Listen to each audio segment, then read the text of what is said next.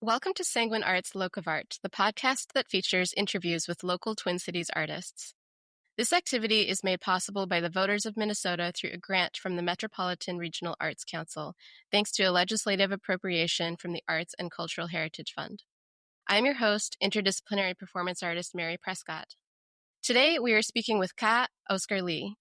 Ka is an interdisciplinary artist and cultural producer. Their work spans fiber arts, sculpture, installations, and community engagement. Their practice explores identity, culture, and place, creating objects, conversations, and spaces to bridge personal and community voices. Ka also founded Washi Creative, a Hmong artist collective that activates public spaces through community engagement, co-design, and cultural curation to foster meaningful dialogue. Welcome, Ka. Thanks for Thank you for having speaking me. with us today. Thank you so much. I'd love to start at the beginning. Could you share a little bit about your childhood, where you grew up, and how you came to the Twin Cities? Yeah, so I was born in France. My parents were refugees from Laos as a result of the Vietnam War, and they were able to flee to France and met there, and then had me and my siblings. I grew up there for about 11 years. So my first language used to be French, and then they moved us to the United States. We immigrated here to reunite with family, and I've been in Minnesota ever since. So that's a little bit about me. Did you grow up speaking Hmong also, or mainly French? Mainly French. I actually didn't speak Hmong until I moved to Minnesota. Wow, amazing. Yeah, there were like no other Hmong people living nearby in the same city. So I went to school with like not knowing any other Hmong kids in school. And then when I got to Minnesota, there were just so many Hmong kids in class, and that was such a difference. Mm-mm. Did you learn Hmong from your classmates, or was it a concerted effort to try to learn the language, It was or both? definitely a mixture, like being immersed in the culture. I was able to pick up more understanding. And then as I got older and I got to work with more elders, I picked up more of the Hmong language and was able to speak a little bit better.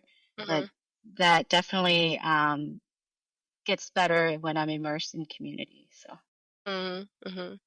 And what was it like for you to one day find yourself among such a large Hmong community in St. Paul? it's such a interesting and like different experience from what I've ever um, lived before. I honestly, I didn't really understand Mountain people's history growing up. And so I think that shaped a lot of like my own curiosity and the things I wanted to explore and the things that like I was grappling with. Mm, Um, and for some time, I felt like I wasn't Hmong enough when I first moved here. But then I wasn't, at some point, I didn't feel like I was French either. And then I think as I've been here the longest in my life, I definitely feel like I've become Americanized to some extent. And then, so it's a hybrid of all of those identities. mm. Um, I want to jump into a little bit about the Washi Creative.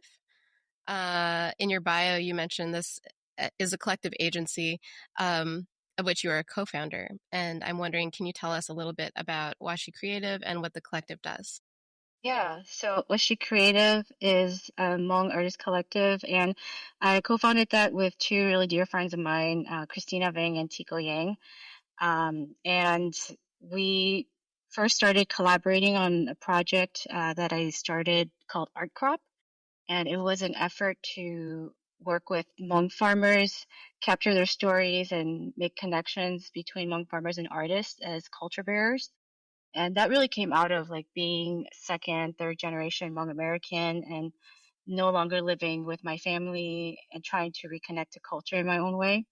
And so I felt like art was one of those ways, and then food ways was another one. And so I got onto this project and collaborated with the Hmong American Farmers Association out in Hastings and brought Tico and Christina on to help me um, take on this project where they helped design like a social media campaign and like branding for that. And then we created murals and we did interviews with farmers. And at the end of the season, it was kind of held basically like an artist residency over the summer. Mm, And at the end of the season, the cooperative was already doing food shares where you could subscribe to get a box of vegetables every week. And at the end of the season, they would do a harvest share. And that coincided with the Hmong New Year. And so as artists, we got to create an art share that accompanied the produce share. And we ran that project for about 3 years, where every year we featured different artists. Mm, So the first year, I got to make some batik coasters using Hmong textiles that was sourced from Thailand.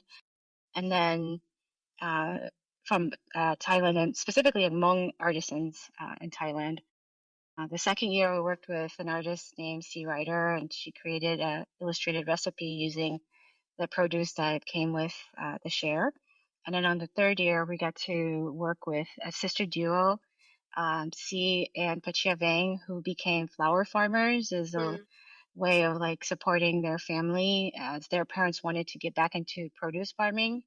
And they've been running this company called V Florals mm, also. So after those 3 years of work, then Tico, Christina, and I, we really felt strongly about continuing working together and then created Oshi Creative. And Oshi means to play in Hmong. And the meaning of that is really significant for us as like women and for me as like non-binary person because growing up as a daughter, I didn't always get the chance to play. I didn't get the mm, chance to get outside and to explore and experiment. And so the other facet of that is when we were all pursuing our passion in art and eventually careers in art. A lot of what I would hear from my parents is like they would say, "Tell them what was she," and that means like don't go out and play and like as like basically saying like being an artist is not a real job, and it's going I've out to heard that play. before. Yeah, and so for me it was like okay, I had to understand that they came from deep poverty, and so that's where their perspective came from. But for me, it was like it was something I was so passionate about, and eventually I was like, I can't do anything else but be an artist. And so I had the opportunity to start that company with my two co-founders, and today I'm the sole runner of it. Mm, But I get to collaborate with other artists and bring on teams of photographers, videographers, and we get to create community campaigns and work with mission-driven clients. So mhm. that's pretty exciting. Super Some of the exciting. stuff we've done is like muraling. We've organized like block parties, um, like I said, like creative video campaigns and like story campaigns for different organizations, cities, and mission-driven groups. So Mhm, mhm. It sounds like too that you've expanded the communities that you work with beyond just the Hmong community as well. Is that right? I think that whenever we get to do the work, it is a collective that's first and foremost Hmong, and so at times, we've been able to invite other artists from other cultural backgrounds, especially when it's culturally appropriate and necessary. So, like for example, we did this project at Springboard for the Arts, and it was around the water system, filtration system that was on site, and we really wanted to think about like the connection to water and land, and so we got to bring on an artist named Alexander Gurno to help us design a mural on the water tank Mhm, and she's was able to create from her own Ojibwe background, and then consulted with like other uh, elders about incorporating Dakota designs on the murals as well. mhm, Um, so it was an illustration of thinking about water beyond just immediate waters and the Mississippi, but also like the Great Lakes and how water travels underground. So we really get to expand the meaning of boundaries, social, physical, geographical, all of that, and cultural. And so that's the exciting part about this work. mhm, mhm. Beautiful. That's super exciting. In 2023, you were part of a project with Red Green Rivers to bring the first ever Hmong hemp fashion collection to New York Fashion Week. Can you tell us a little bit about Red Green Rivers? Who are they and how did you become involved with them? Yeah, so Red Green Rivers was started with three really amazing Hmong women, Kayenya, Kajova, and Botao Urabe. And They had been working for a long time at the intersection of social justice, women's rights, and then doing like advocacy for victims of domestic violence. And then also doing like a lot of work on refugee resettlement work. Mhm. And so there are really three trailblazers in the Hmong community and in the broader community at large in the region. Um, Together, they co-founded Red Green Rivers, which its name is really significant too. It symbolizes the way that our elders tell our migration story from southern China over to Southeast Asia. And so the stories that we crossed the Red and the Green River, and that's how Hmong people ended up in Thailand, Vietnam, Laos, and Myanmar. And so, as I was saying, my family is from Laos, and so the artisans that they are working with Red Green Rivers, it's really focused on Hmong and Southeast Asian artisans, a lot of time ethnic minorities who are um, leveraging the craft of handicraft and like textiles and um, jewelry into like home decor items, clothing and things like that to bring to the broader market as a way of like supporting their own families. And the thing is that we know that when women are working, they're supporting their entire families, Mhm. Mhm. their children, husbands, extended families, and communities.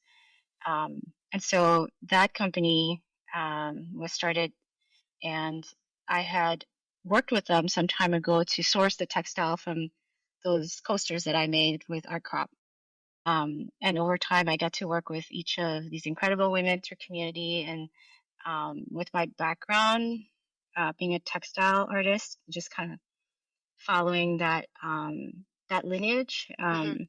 I was really interested in like continuing to learn about like the roots of Hmong textile, and um, I got to travel overseas through a Jerome Fellowship, actually, Mhm. and I connected with artisans that they worked with and started building relationships with them um, in 2020, 2019, 2020.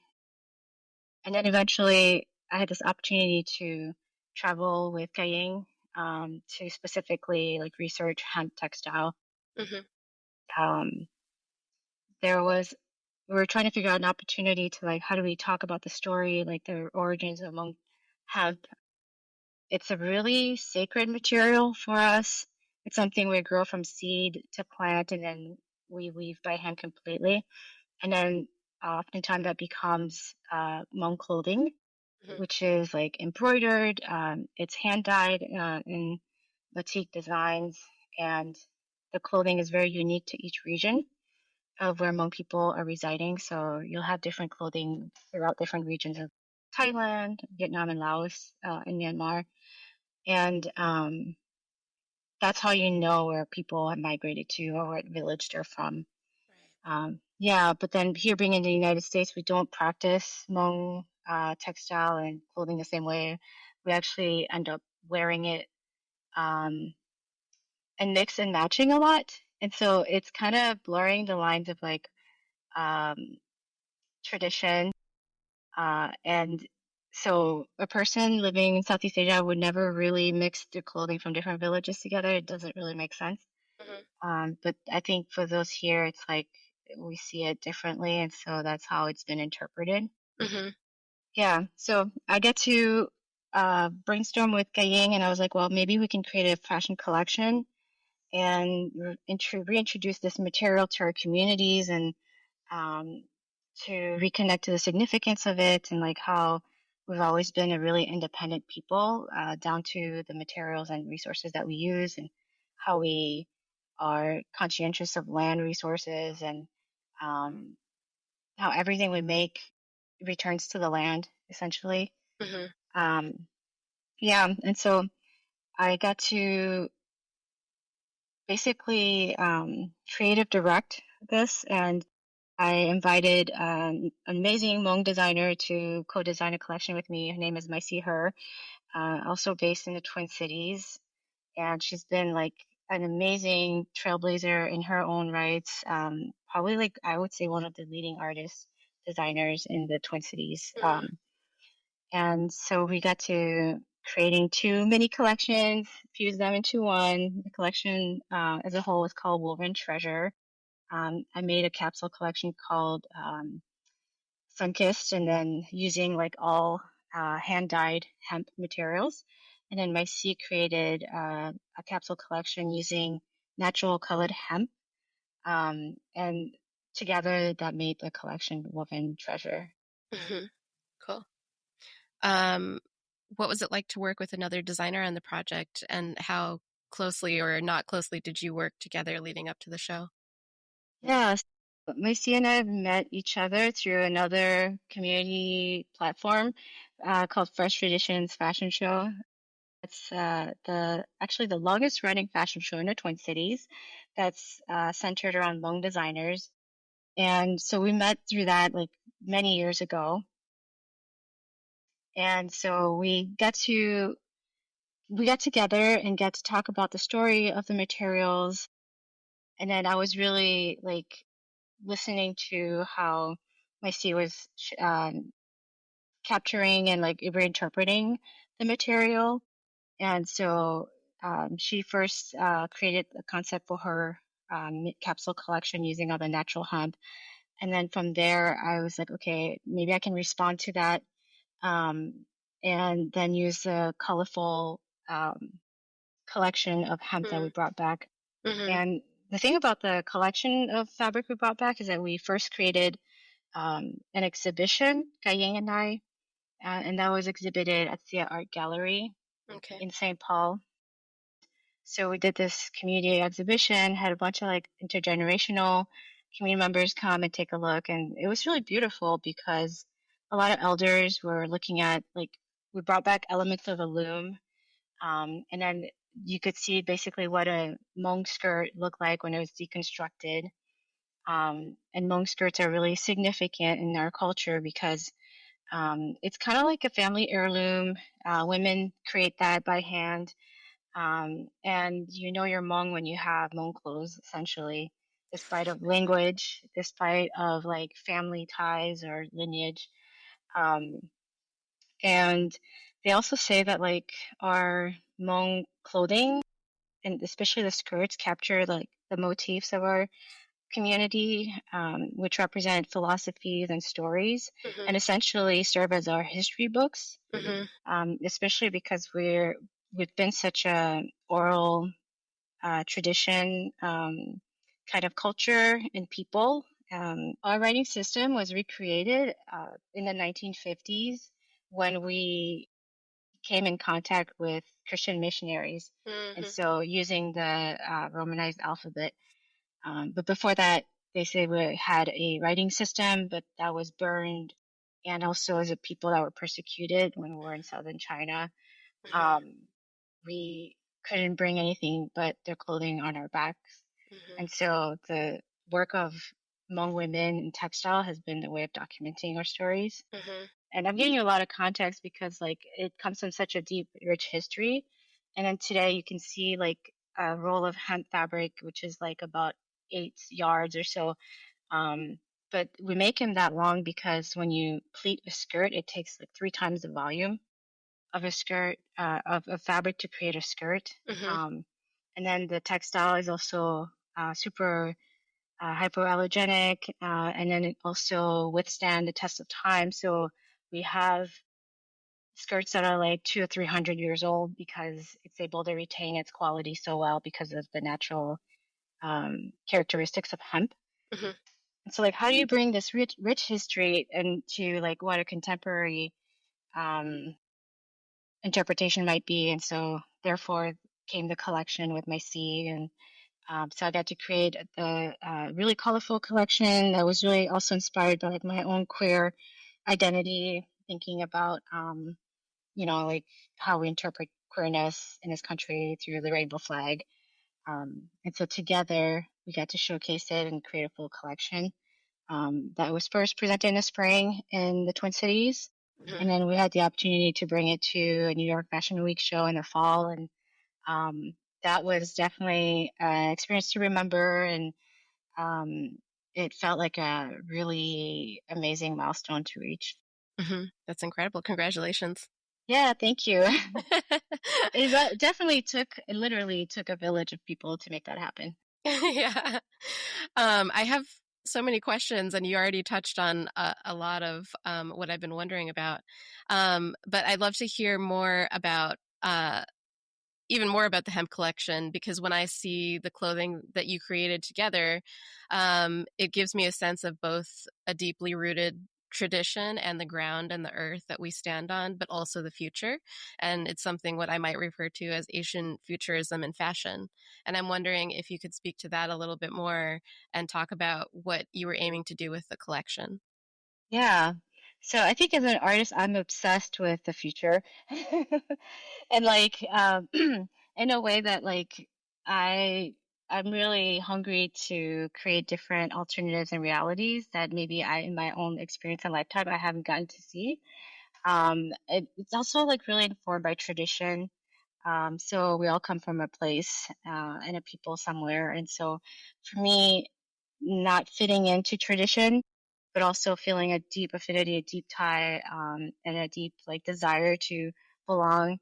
Um, I often think about creating in the present time for the future and like speculate what that might be like. And so I was really interested in styling the collection in a way that like brought tradition into the future and like what that might look like. And so that's where you have elements of like silver, which is very traditional in the way that we wear jewelry, but like accented throughout different elements of the collection through, like sunglasses or like silver boots or um, even like silver accents in like headwear and things like that. So to me, it kind of gave it a more futuristic look, thinking um, a little bit on like I guess a little lean on like technology, little lean on like um, thinking about other world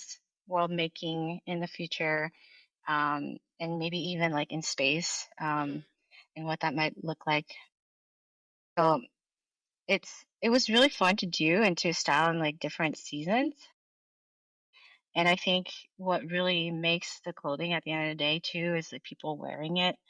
And that to me is what makes a difference. Like you can have clothing and it can represent certain things, but like having it on living bodies and people who bring their lived experiences and to like Hmm. and their own unique movements to it is really what makes this entire experience like something to witness. Hmm. And that actually leads right into my next question, which was who were the models? Yeah, so we got to have a lot of fun casting the models, all community members from Minnesota or who have roots in Minnesota. We brought folks from different identities, like we had um, queer, gender non-conforming folks, non-binary folks in the collection. We had women who identify as plus size. And so really wanted to make this collection something that was very inclusive and then like also thinking about models of like different age range. And so that was really fun to essentially cast from our own community. And a lot of them are actually community organizers too, and have done work with either Kaying or I in social justice. So it was really, really a pleasure to like be able to highlight real people in this kind of way and like celebrate them and their bodies and their being and through this sort of performance. Hmm. Well, in the images that I have seen of that show, it's just everybody just looks incredibly fierce and amazing and just so confident and full of enthusiasm for their look. It's Yeah, amazing, yeah. yeah. So it was fun to be able to bring people on and then like for them to embody sort of alter ego. Yeah. Hmm. Or first ego. Yeah. Yep.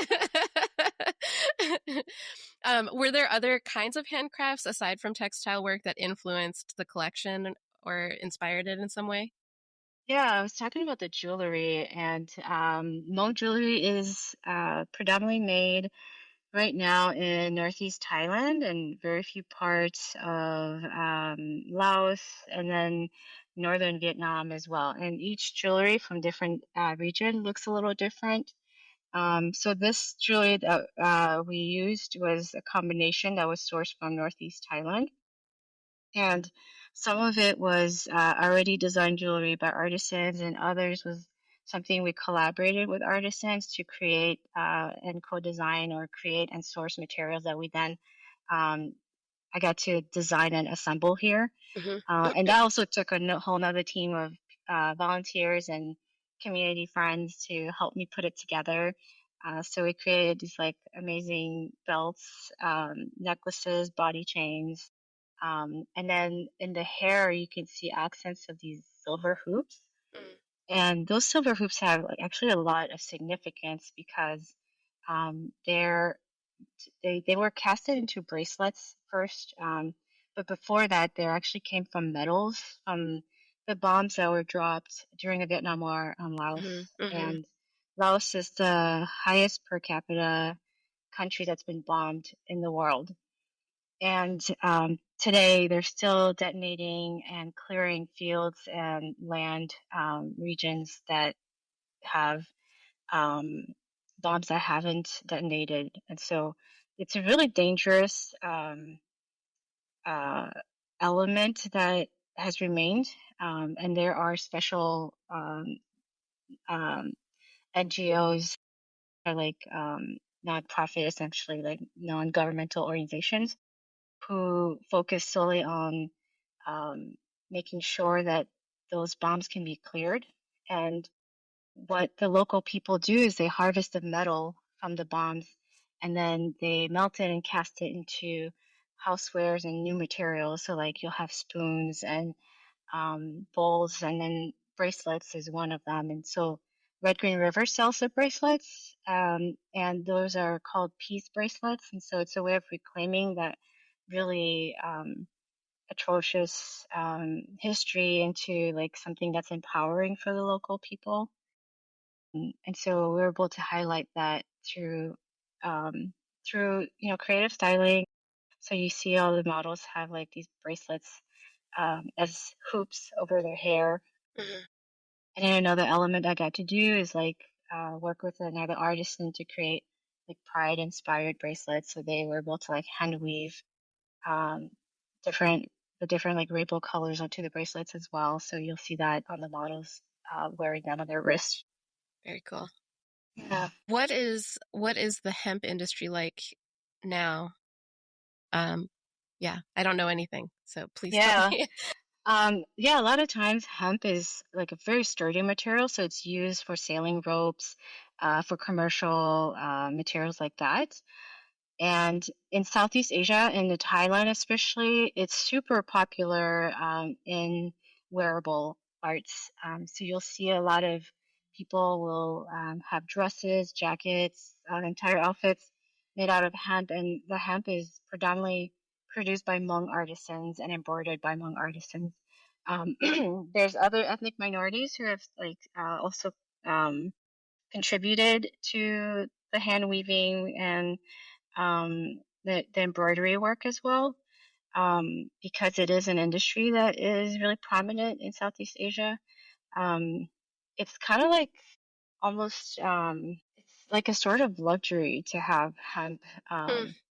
and um, like only certain people can afford to have hemp because it's such a labor intensive process to embroider, to weave, and all of that. So sometimes, sadly, like Hmong people can't afford to even have hemp clothing anymore. And so we end up using a lot of synthetic materials to create Hmong clothes. And then you'll see a lot of adapted uses of Hmong hemp into other textiles that like um, other uh, minorities or other ethnic groups um, will be able to wear. So yeah. Um, and it's also like tied to a lot of indigo Mhm. traditions as well. Mhm. And so you'll see that it's like really popular, um, like with like the Japanese culture. There's like a really deep affinity for that. And then a lot of different um, European, especially like from the UK and France, are like really into indigo and hemp materials that are made from our artisans. Um, One of the first things that I was lucky enough to do with you was to learn how to make Hmong Batik art from you. Can you share a bit about Hmong Batik art and your practice and teaching? Yeah, absolutely. So when I got to travel overseas for the first time in Southeast Asia, I got to connect with Hmong artisans and got to live with them for weeks at a time to learn these traditional practices. Before that, I had only used synthetic materials to create Hmong textiles and fashion pieces. And I had always been told that we made our own fabric. And so I went to the source and I learned from master artisans themselves. Mhm. And I always thought that we would be able to bring them over and like have them teach because I was just learning. And um, what did I know, you know? um, but then, like, once I came back, there was the pandemic. And so, like, traveling overseas wasn't something that most people could do anymore. Mhm. And I started to realize that, it's been almost 50 years since our people in this part of the world in the US have practiced Hmong batik because of the displacement that we have faced. And I started noticing too that, like in Southeast Asia, younger generations were not practicing batik arts anymore because of the change of the industrialization of the countries. Young people were moving to the cities to be able to have careers and jobs. So they weren't staying in the villages to learn traditional arts anymore. And so very few people continue these traditions. And I felt like I had such a unique opportunity and such a privilege to learn it Mhm. that I decided to explore what it would be like to share what I know Mhm. and to see what my community already knows about it and to learn from the folks who I'm amongst. Mhm. Took Are me you about, referring to the Minnesota community that you're a part of? yeah, like the Hmong American community essentially. Mhm. And so then I started to develop this like approach to teaching batik and like to try to give it as much context as possible so that people would understand where it's coming from and like why it's so important, and the ways that it documents our people. And I found that like a lot of people were interested in learning about Hmong batik, especially folks within my own community who had never seen it in person or who might never see it if they don't have the opportunity to travel. So that's been a way that my practice has been re-energized, and I really didn't expect it. I never thought I was going to teach, honestly, because I was like, what do I have to teach people? I love learning, but I just never thought I would have something to teach. And then this became an opportunity where, like, oh, okay, so I can contribute. And the way that I teach is really about sharing my knowledge and inviting other people to contribute as well, Mhm. because I only know what I know and I don't know what I don't know. Mhm. Yeah. So, Well, my experience with you was just you were such a patient and generous teacher and open to whatever might be created. Um, and for me, it was just such a gentle and calming experience. So I appreciated it a lot. I still have my piece that I made I love really that. nearby to where I'm sitting right now. Yeah, Awesome. Yeah. yeah. Thank you for saying that. When I was learning how to make batik, it was essentially like it is meditative practice. And Mhm. I remember my teachers telling me that, like, if you're in a bad mood or if things aren't going well that day or if the weather's really bad, you're not going to be um, as centered to make a piece. You might be interrupted. It might just not flow as well. And so there's a lot of elements, environmentally and like in terms of mood and vibes that contribute to like making batik. Hmm. Well, that's so funny because I was, as you know, I work with food and I've been working with food recently in different cultures around food. Um, and an indigenous woman who I was working with mentioned that in her culture, it's very important that you are in a good frame of mind when you're making food because whatever your energy is making it, that is going to become what the energy is that's transferred to the person who's eating it. So you have to have like a good energy. And then I told my mom that, and she was like, oh, my food tastes terribly when I'm in a bad mood. No. But I just see that, with what you just said, is like Yeah. if you're not in that right frame of mind, it just doesn't flow well, and you Yeah. can't really create the thing that feels right. It's Yeah. interesting that way. Hmm. That makes me think also of like when food is like really flavorful and spicy, and Hmm. then it comes from like a very spicy chef. Yeah, I think. That's right. That's right. The food in the South is very spicy. Yeah. I wanted to ask you what is your experience of practicing Hmong Batik art? I think it is something that I'm still learning. I think I'm going to continue learning for the rest of my life.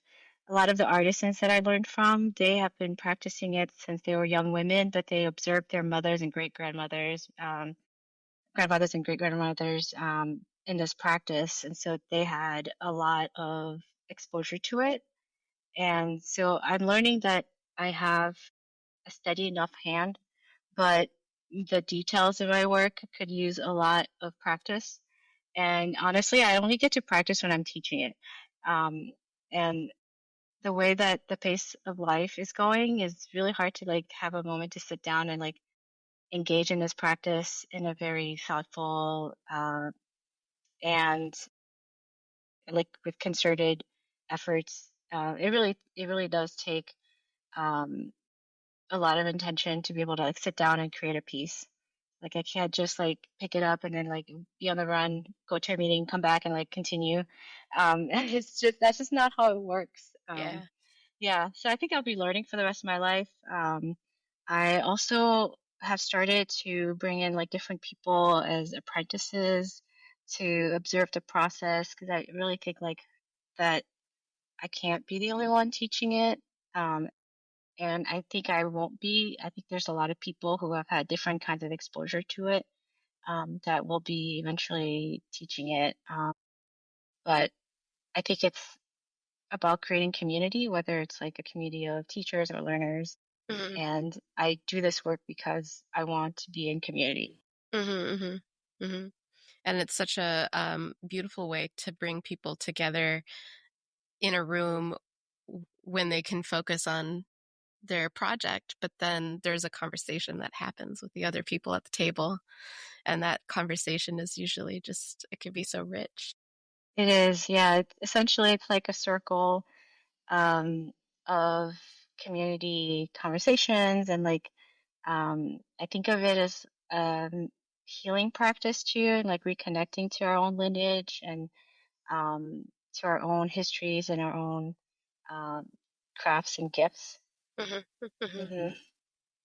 Um, Related to that, when I think of the handcrafts of my culture, I think of the lived experiences that are passed down through the generations, and I think of the materials from a place that are used to make the things and the utility of the things and what they say about the lives of the people who use them. And I also think about, as you mentioned before, the distinctive designs that are used in each community and how they're sort of related with migration and they're specific to each community. And each individual will leave their signs on their own hand, of their own hand, on their work without even necessarily noticing that that's how they do it. But other people will recognize that that signature, Yeah. so to speak. And I also think too about what you were saying before, that the textiles and crafts are used to even share language and communication.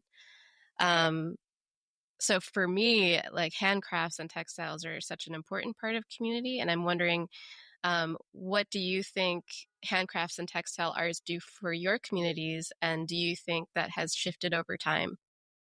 Yeah, absolutely. So for my community, I think when I was growing up, I like didn't want to wear Hmong clothes.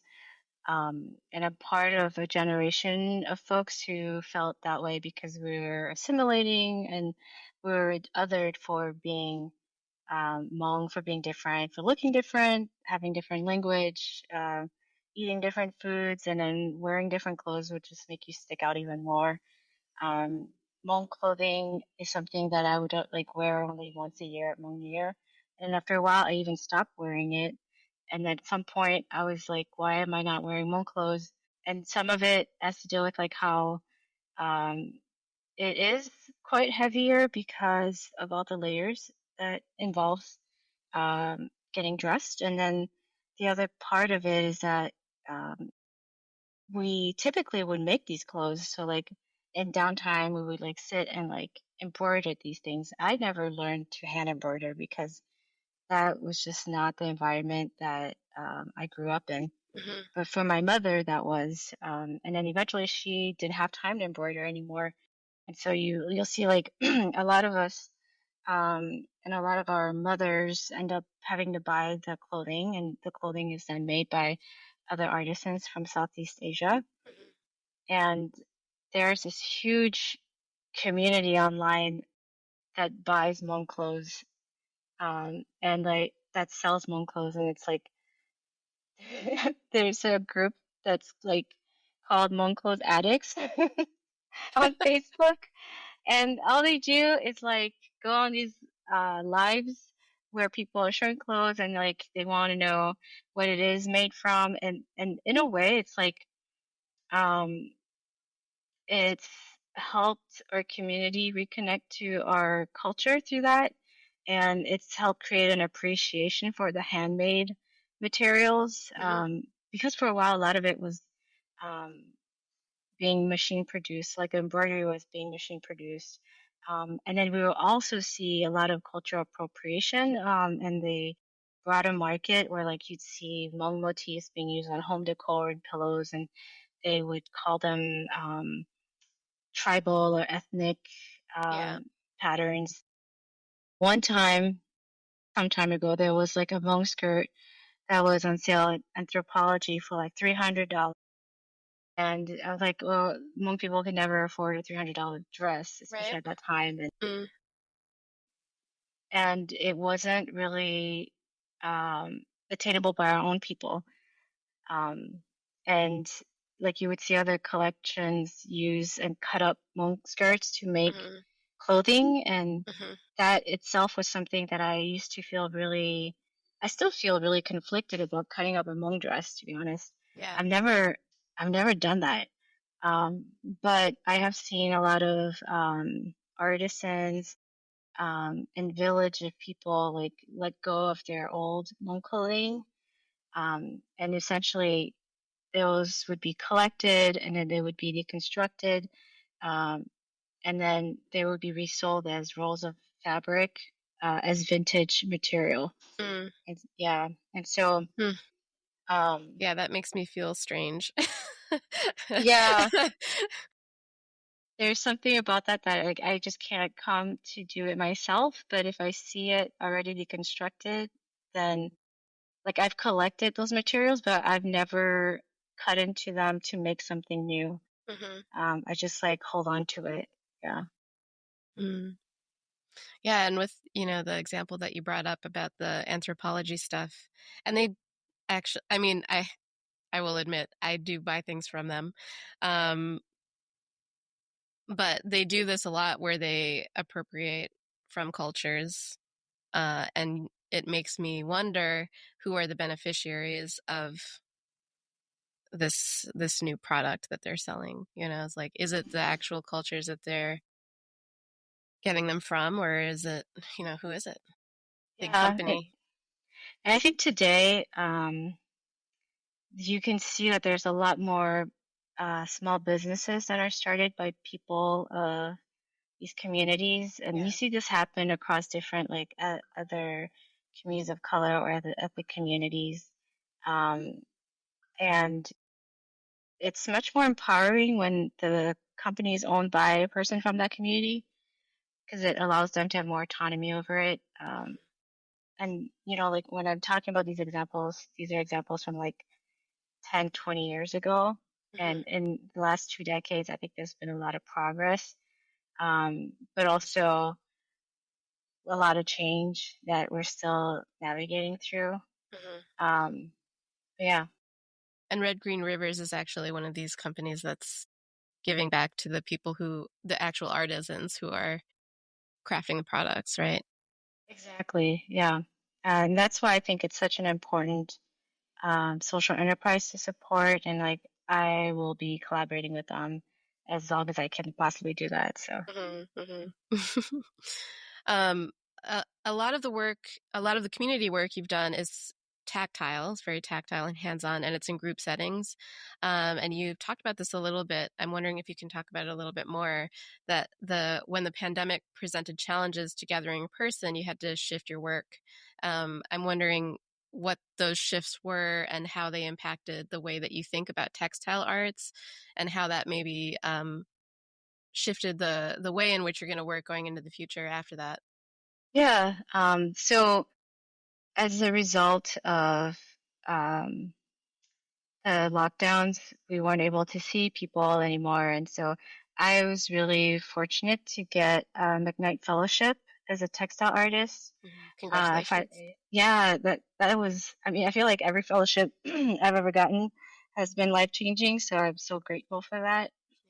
Um, and so at the end of the fellowship, we were asked to exhibit work. And what I would typically do is like, I would have a fashion show.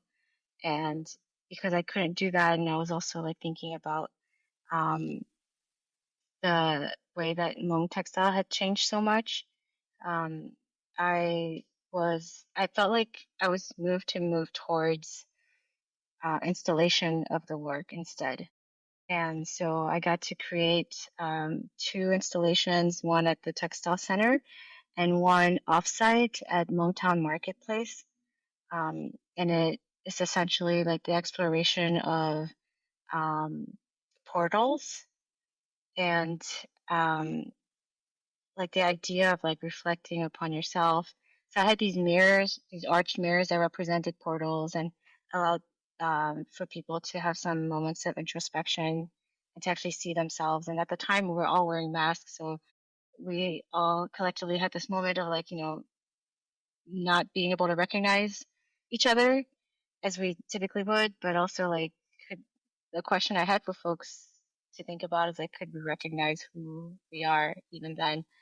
Um, and so the clothing that I made for that installation was actually made out of um, plastic completely, and like this clear PVC material, and it really was about representing the shift in like material from Hmong textile.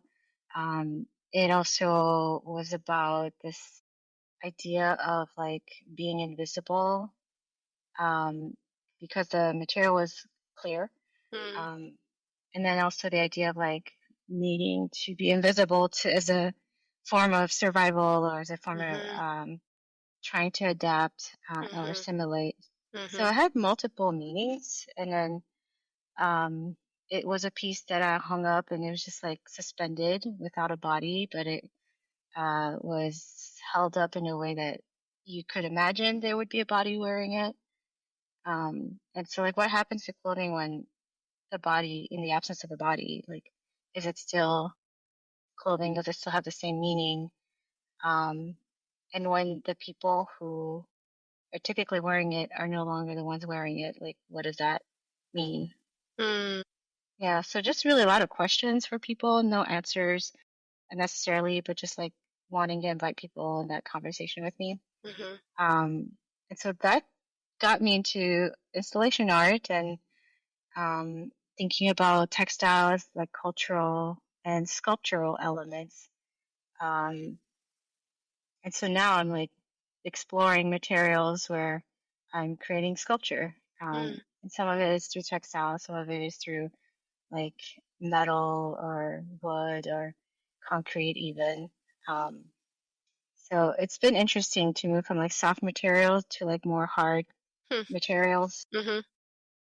But still very tactile. Very tactile, still representative of the body, even without a body present. Mm-hmm. Mm-hmm. Yeah. Yeah, I love that. This is the first time I'm hearing about this project, and it's stirring up a lot of questions for me too, and a lot of feelings. Especially when you talked about invisibility as safety, which is something that it's a theme that I've worked with as well in some of my work, and uh, my family's story is different than yours, but it's something that I realized when my mom came to this country, that she used invisibility as a means um, to protect herself. And I'm wondering, I think it's a common thing for Asian women specifically. And I'm wondering if you could share your experience with that. Yeah. I think part of it is like navigating invisibility as a form of protection and then also facing um, being made invisible, like that being Hmm. imposed on oneself. Hmm. And then intersected with like being a queer, non binary person. I think there's so many layers about that where like I feel like I'm always navigating and always like um, hopping from one, facet to the other. And sometimes I'm like holding multiple identities Hmm. simultaneously at once. Um, Hmm. and I think my work as an artist is really about deconstructing that and bringing visibility um, to my community, to other narratives that have been either forgotten or erased. In the Hmong culture, there isn't a word for art. Hmm. Um, there isn't a word for queer either, but we know that those things exist and that they're present. They've always been present through the ways that people are living. And I think a lot about like manifesting meaning and evidence through art making. Hmm. Yeah. So that's my way of like combating the Hmm. narrative that Hmm. tells us we don't exist or we're to validate our experiences. Hmm. Hmm. Yeah, I also feel like culturally, at least I grew up with this feeling that I shouldn't be too present and I shouldn't be too loud, or just to always be more, to use like an overused word as of the past 6 months, demure. Yeah. I shouldn't make big sounds. I should stay small. Yeah, do you have that feeling as well, just within your own culture? Yeah, I think that definitely is a sentiment that I have experienced. And I think a lot of marginalized identities within my culture experience that too. We often hear that about Hmong women who are ambitious, Uh-huh. that we shouldn't ask for too much or shouldn't make too much Yeah, noise exactly. Yeah. um, or like we're being too much. Hmm. And I really love to show otherwise.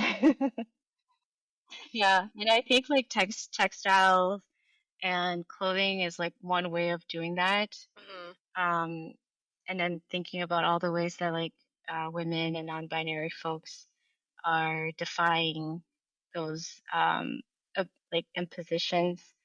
I think that's what makes living beautiful, honestly. Hmm. Hmm.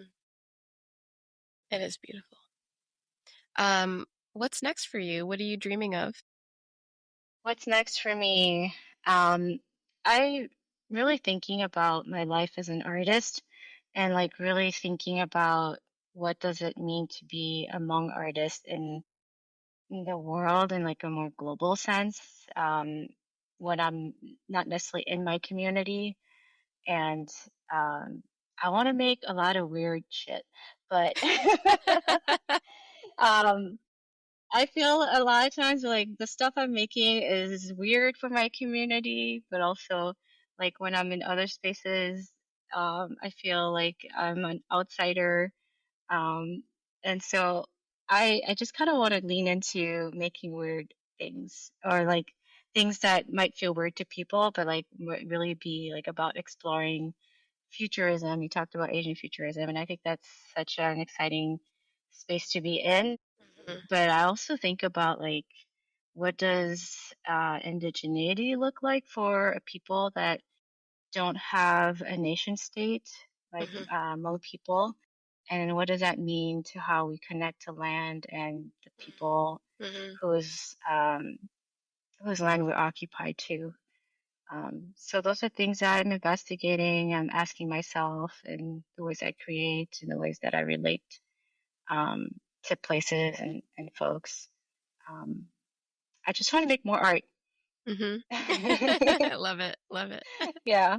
hmm If people want to experience your work or learn more about you, where is a good place for them to find that information? Yeah. I am on Instagram at Ka Onwards. And then my website is also kaonwards.com. That's a good way to reach out to me, stay connected. Um, and that's where I post a lot of my work. So, Great. Ka, thank you so much. It was so great to chat with you today, and I really appreciate your time and your imagination and all of your experience and expertise. So thank you so much. yeah, thank you so much for having me. It's been such a pleasure. Thank you. And to the audience, thank you for listening. This has been another edition of the Sanguine Arts Locavart podcast.